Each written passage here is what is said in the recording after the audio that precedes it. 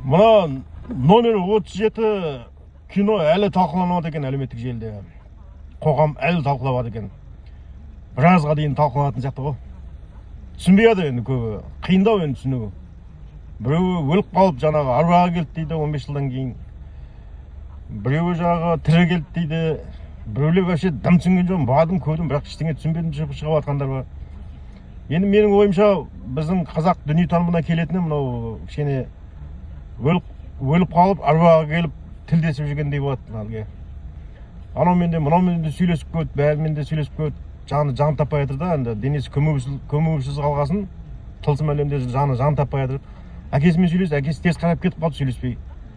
Інісімен сөйлесейін десе, інісі ішіп кеткен жаңағы. Әйелімен сөйлесейін десе, әйелі інісіне тұрмысқа шығып кеткен.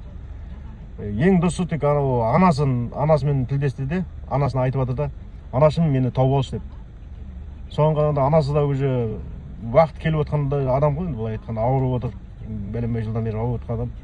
Анасымен тілдеседі, сосын баласымен енді баласы екенін біліп жаңағыдай біраз әңгімелеседі баласымен. Баласының да түсіне еніп жүрген болар енді. Біздің қазақи дүниетанымға келетін кішкене бір логикалық несі бар, қисындар бар кішкене. Енді басқалай білмеймін енді. Ары қарай енді өздеріңіз пікір жазып, может өздеріңіз ойларыңызды айтасыздар.